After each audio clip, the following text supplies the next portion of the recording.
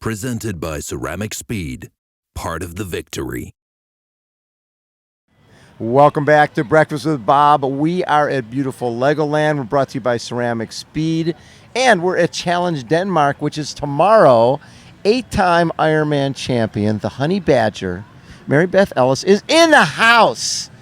Planning out her bench press, planning out all the fun stuff. Oh, you go one more. How you feeling?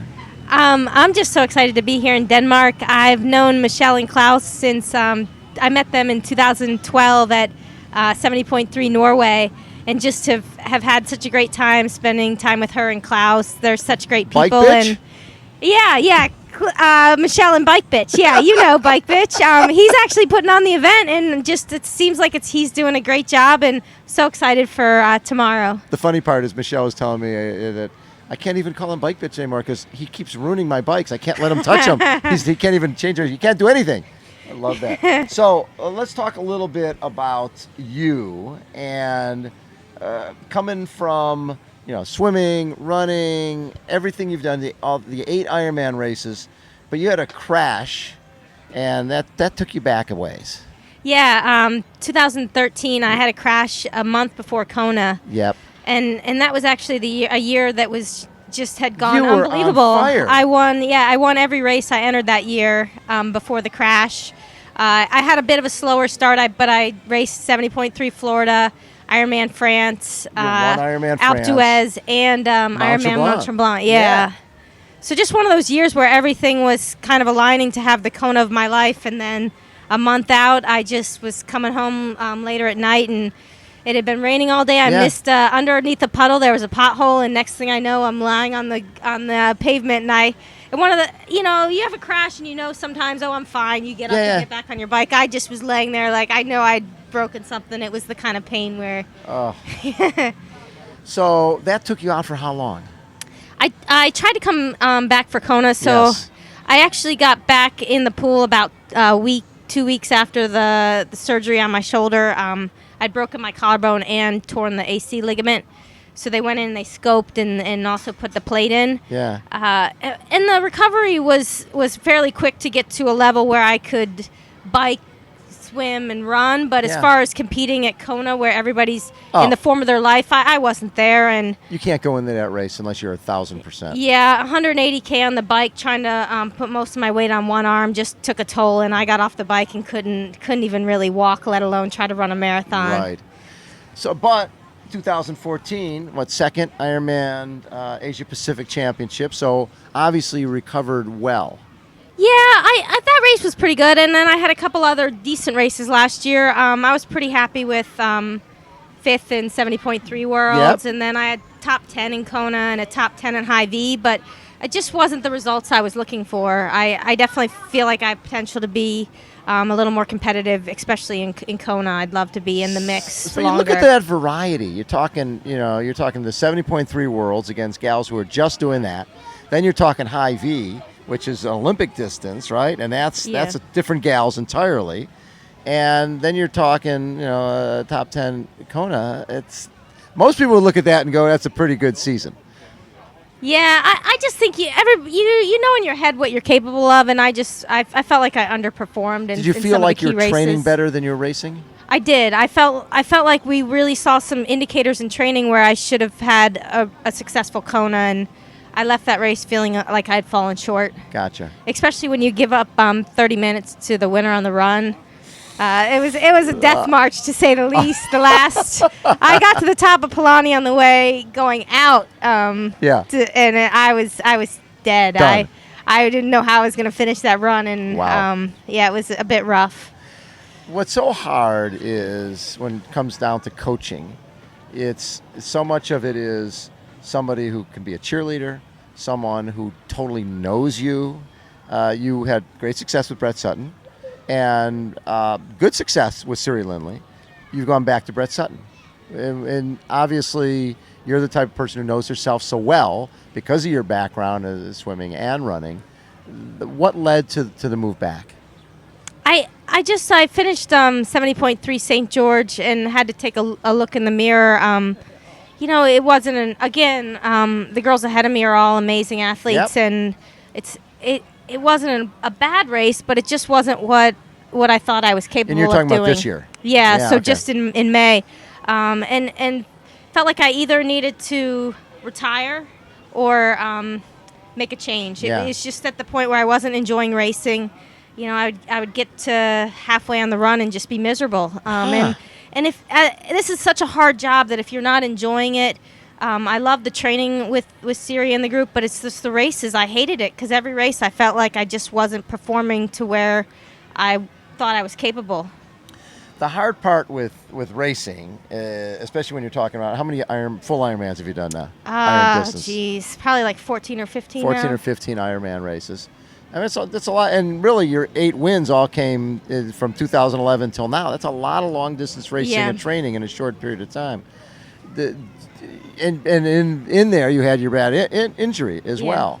So what does Brett bring to the table that, I mean, obviously, he has knowledge of you. Yep. And you relate success to Brett because you had your best success there. What does he bring to the table for you? I think Brett's just able to look at each athlete and have a sense of what will work best for their body and for what races they're really gearing up to focus on. You know, the mix of training, it's not radically different, but there's definitely quite a few differences that we'll do quite a bit more volume in some spots with Brett and maybe a little less intensity or more intensity when you're tired, which just makes it so that you don't have the same top end you would have if you were fresh. But it's interesting. It's a different mix, but I think that he just knows me. He knows what's worked in the past, and our personalities seem to mesh well together. I just have always had coaches that are gonna look at you in the face and tell you the truth. If you're not having a good day, they're not gonna tell you if things are going well. Yeah, so I really love hearing exactly how things are going and it's just the mirror up there so that I know exactly where I am. When you're also training, I'm assuming you got Daniela Reef up there, you got Nicola Spirig, you got a great group of women to train with, just like you had in Boulder as well. Exactly. Talk a little bit about, you get to see someone like a Daniela on a daily basis, and she's just coming into that. And she won 70.3 Worlds, she was second in Kona, she led for a big chunk of the day. What is it about her that impresses you? It is pretty amazing. Both Siri and Brett's group just training with such amazing athletes. My God. And Danny, I haven't trained much with. She just joined the group in the last week. Okay. So, but obviously, I mean, looking at her season last year, just incredible. I was amazed she wasn't Switz's Athlete of the Year. I just was like, what are they doing? Yeah, but she had an incredible and this year she's unbeatable. Like 4 races, 4 wins, and all of them huge margins of victory. And then you look at on the other end somebody like Nicola, who has done a variety of things since winning the gold medal and been successful in everything. And then on the men's side, he has some great men. There's Lucas Verbicas, who just joined the group, and then Richie Nichols. And it's just a good mix of different athletes after different goals, and everyone on any given day is just going after it. So I never have to worry about being the fastest in anything. I'm always chasing.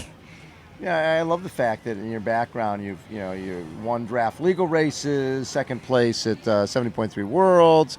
That variety. Yeah. Is that important to you, to be someone who's versatile? Because in this day and age, people can specialize. There's enough dollars. Someone can say, I am a 70.3 guy, or obviously, I am an ITU gal, and not get out of there, not feel like, I got to go do an Ironman because I've got to go make some money. I love doing a variety of races. Actually, I was really upset last weekend to miss Alcatraz. That's one of my favorite races. I won it in 2009, and it's sort of just, it's one of those wins that I was so proud of. It's just such an amazing race, and I love being able to do some of those shorter races where, maybe it's not my specialty. I'm probably a little more suited to the long distance, but going in there and trying to mix it up with some of the short course girls, I think it really helps for Ironman. And as you always say, I mean, back in the 90s, they didn't do 4 Ironmans a year. You did one Ironman, maybe one long course race, which is that sweet the Nice distance. and then the rest were short. Exactly. I mean, it's work on the top end. Yeah, I think too. All the 70.3s athletes are doing is going to come back to. It's like they're doing them like their Olympic distance. And they are a tough race. If you race those hard, it's a tough race. It takes a lot out of you. If you're a runner and you're talking about racing 6 half marathons a year, people look at you like you're crazy. But we're talking about guys who are doing. I mean, there was one point I think Terenzo did 4 in 6 weeks or something, and it's like, guys, it's a half marathon. Yeah, it's not the swim and a bike that's getting them. It's well, and it's just all that cumulative fatigue too. I mean, the swim and the bike won't hurt your bones, but I do think it just all that fatigue adds up in a season. And if you're doing 10 70.3s and then expecting to perform at your best at 70.3 worlds, I just think you're going to leave something out there. Yeah, I agree. So to me, one of the most impressive races was your Ironman debut, 8:43 in Austria. Yeah. Does that still stand as the fastest American time? No, Lindsay Corbett actually broke. Last year. Right. She and set the fastest American time and broke the course record. So she took two of your things. Actually, I lost one day. I lost 2 records. I lost that, and I lost Ironman France on the same day. But that's what records are. I've never been that. I mean, records are always meant to be broken. I love to see girls going after it. But it was one weekend I lost 2. I was like, oh, easy come, easy go. Easy. Best race you ever had? Would it be that Austria race? I actually think Ironman Canada, when I broke Aaron Baker's record that had been, I can't remember how, it had been there forever, like 20-some years. And it was just one of those days when I had a really strong day and I was by myself all day. So it took a lot more mentally out of me than Austria is a typical European race where you have a lot of, they start you with the age groupers. Right. So there's just a lot more people around you all day. So it was less mentally stressful. But Canada, I was on the bike by myself and then on the run by myself. That's one of those pure races. You're just out there. So this year, is it Kona, or is it that's the goal? Yeah, well, I'm actually one of the big goals is ITU. I'm going to do ITU long distance worlds in 2 weeks, and I'd like to. I've never done that distance. It's the Sweden? 4K. Yeah, it's in Sweden. It's the 4K 120 30, and that's a good distance for you. I'm excited to try that distance. It's sort of the middle between it. Hopefully, won't take quite as much as an Ironman, but it's long enough that I think I should be pretty strong. And I've wanted to get a world title, and it's still a world title. I know it's less. It's not considered as major title because it's I don't know, ITU title. It's a world title. I won't complain if any title I'll take. So that's a goal.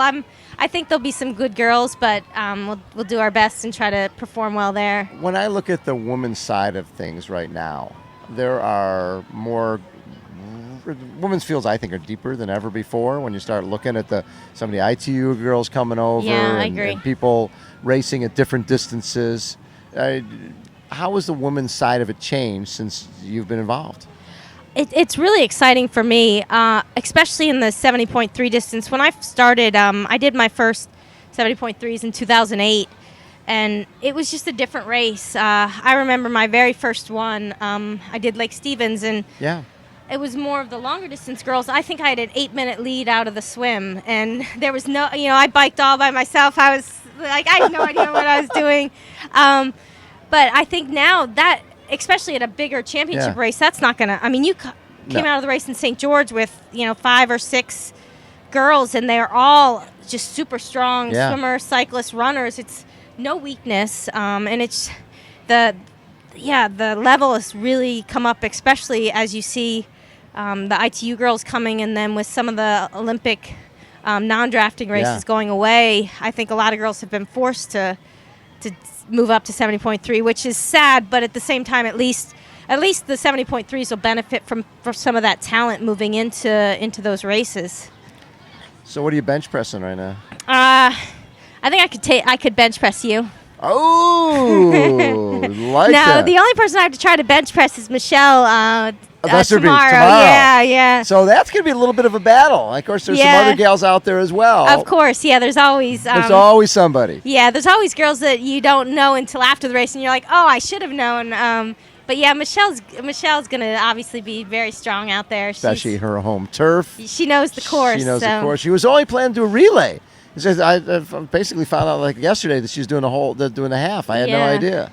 Yeah, I think she decided to focus on this race instead of Kratchkow. Yeah. Well, so in Denmark, home turf, right? Exactly. I mean, and a lot of her sponsors, I think, are able to come, and it's great. She'll have family, both her family and her husband's family. It's good to race in front of a home crowd. Exactly. So, what is this? Is this a race that you're ready to go win, or is this early in the season? To see where you're at. Yeah, it's we haven't really rested much because we're focusing on the ITU long distance, and that's in 2 weeks. But obviously, anytime I come to a starting line, I want to perform at my best. So hence Honey Badger. Yeah, I know. Once a gun goes, I think even if you're supposed to take it easy, nobody would. So the goal is just to go as hard as I can, and it's a good race simulation for Sweden because the courses are pretty similar. Sweden will also be flat and windy, so it'll be good. Anytime you see those little windmill things, you figure that there might be a little wind out there. Exactly. They don't usually they don't plant those things in the ground when there's no wind in the area. Yeah, that's true. I drove in and go, oh, this might be a windy race. Yeah. Yeah, love it. Mary Beth, as always, thank you so much for taking time. Thank you. And come hang out with us after the race tomorrow. That sounds great. All right. Mary Beth Ellis, the Honey Badger, has been our guest. Again, this is Breakfast with Bob. We are at Challenge Denmark at beautiful Legoland. The train is going by, and I'm anxious to get on that thing. We're brought to you by Ceramic Speed. Hold on, everyone. We will be right back. Presented by Ceramic Speed, part of the victory.